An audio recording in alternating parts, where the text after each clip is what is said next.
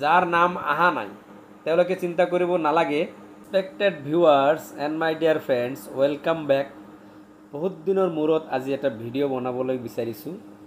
এয়া হৈছে আপোনালোকৰ DEE আছাম যিটো এডভাৰটাইজমেণ্ট দিছিল, সেই এডভাৰটাইজমেণ্টৰ ফিজিকেল ডকুমেণ্ট ভেৰিফিকেশ্যনৰ লিষ্ট আৰু এটা ওলাই গৈছে আৰু ওলাব। বহুতে প্ৰশ্ন কৰিছিল আৰু ওলাব নে নাই, ইয়াৰ পিছতো আৰু লিষ্ট ওলাব। আৰু লগতে বহুত ধৰণৰ প্ৰশ্ন সুধি আছিল মোক ইমান দিনত, কিন্তু মই একো ৰিপ্লাই দিয়া নাছিলোঁ। বহুতে ফোনো কৰিছিল মোক যে NIS DLEডৰ কি হ'ব বা কেতিয়া ভেৰিফিকেশ্যন শেষ হ'ব, কেতিয়া দিব, ইত্যাদি ইত্যাদি বহুত কথা ইয়াত আছে প্ৰশ্ন। তো গতিকে আপোনালোকে এই ছেকেণ্ড ভেৰিফিকেশ্যন লিষ্টটোত কি আছে, কেনেকুৱা ধৰণৰ ভেৰিফিকেশ্যন হ'ব আৰু কি কি ডকুমেণ্টছ লৈ যাব লাগিব, সব ইয়াতে পাই যাব। তো গতিকে আপোনালোকে ধৈৰ্য সহকাৰে ভিডিঅ'টো শেষলৈকে চাব। এণ্ড ওৱান ৰিকুৱেষ্ট ইউ, চেনেলত নতুন হ'লে ছাবস্ক্ৰাইব কৰি দিবলৈ নাপাহৰিব। মই এনেকুৱা ধৰণৰ ইনফৰ্মেটিভ ভিডিঅ' বনাই থাকোঁ। লেটছ ষ্টাৰ্ট দ্য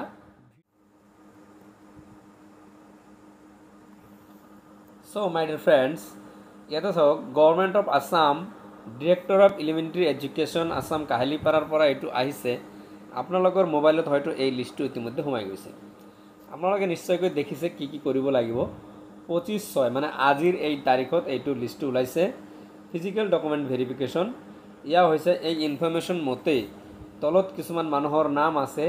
এইবোৰ মানুহক এই মাতিছে কি কয় ডকুমেণ্ট ভেৰিফিকেশ্যনত 27/6/2025 পৰা 8/7/2025লৈকে এই ভেৰিফিকেশ্যনটো চলি থাকিব।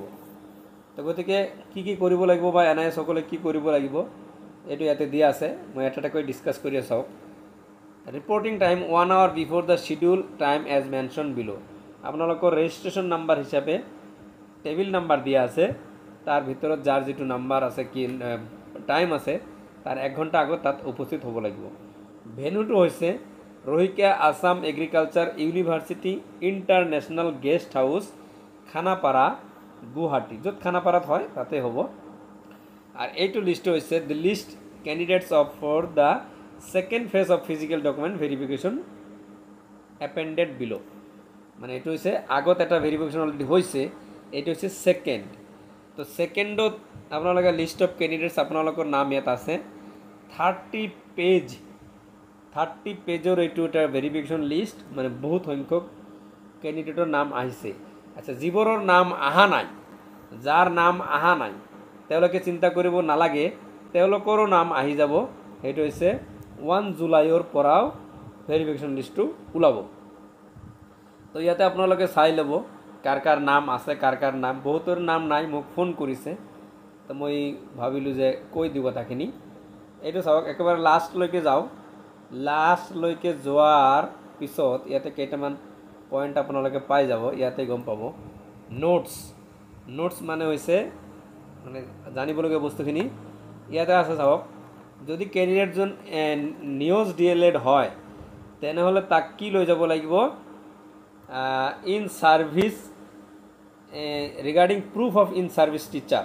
আপুনি যে টিচাৰ আছিল, ইন ছাৰ্ভিচ কৰি আছিল, সেইটো লৈ যাব লাগিব। এইটো অৱশ্যে নটিফিকেশ্যনটো আগতে কৰিছিল। নটিফাইডটো এই নটিফিকেশ্যন, এই নাম্বাৰ অনুযায়ী যিটো নটিফিকেশ্যন আছে, সেই নটিফিকেশ্যনত কি কি ডকুমেণ্টছ লৈ যাব লাগিব তাত লিখা আছে। আচ্ছা, তাৰপিছত 2 নম্বৰটো চাওক।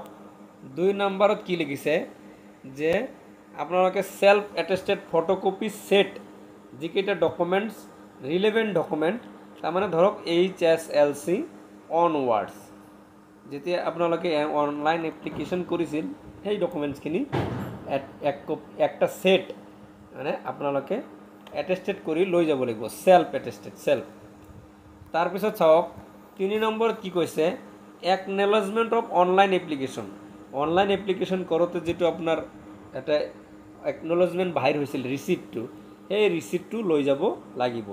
আৰু দুটাত যদি এপ্লাই কৰিছে দুয়োটাই লৈ যাব লাগিব, both LP and UP schools.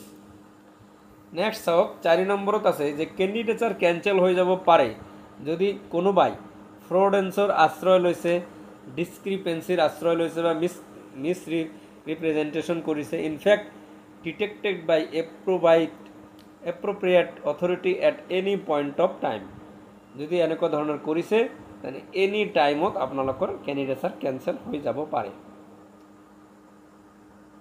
Next চাওক কেণ্ডিডেটছাৰ কেঞ্চেল হ'ব লগতে কি লিগেল একশ্যনো হ'ব লগতে নেক্সট যেটো আছে যে এইটো আপোনালোকৰ বহুতে যাৰ নাম অহা নাই তেওঁলোকে এইটো ভালকৈ পঢ়ি ল'ব the next phase of physical document verification will be started from 1st July 2025 the list will be published on official website due course time এই 1 জুলাই যে আছে মানে 1-2 দিনৰ ভিতৰত আৰু এটা লিষ্ট বাহিৰ হ'ব তো এয়া হৈছে আপোনালোকৰ সেকেন্ড ফিজিক্যাল ডকুমেন্ট ভেৰিফিকেশ্যনৰ নথিপত্ৰ আৰু ক্ৰাইটেৰিয়া গতিকে NIOS DLED খিনিও পাই যাব উপযুক্ত প্ৰমাণপত্ৰ থাকিলে আৰু ইত্যাদি অন্যান্য DLED বা যিবিলাক আছিল কেণ্ডিডেট তেওঁলোকেও মানে কি কয় কল পাই যাব এতিয়া জবটো কেতিয়া হ'ব এইটো ডাঙৰ প্ৰশ্ন এজ পাৰ CM স্যাৰ এইটো কথা আপোনালোকে বহুতে জানে যে 10th অক্টোবৰ এটা ডেট দি থৈছে তো 10th অক্টোবৰো কিন্তু বহুত দিন আছে 10th অক্টোবৰতেই হয়তো এইটো হৈ যাব সো আজিৰ ভিডিও ইনফৰমেশ্যন ইমানতে শেষ কৰোঁ ভালে ভালে আপোনালোকৰ ভেৰিফিকেশ্যনটো হৈ যাওক আৰু এটা ভেৰিফিকেশ্যন লিষ্ট ওলাব সো ভিডিও চোৱাৰ কাৰণে থেংক ইউ সো মাচ চেনেলত নতুন হ'লে ছাবস্ক্ৰাইব কৰি দিবলৈ নাপাহৰিব থেংক ইউ সো মাচ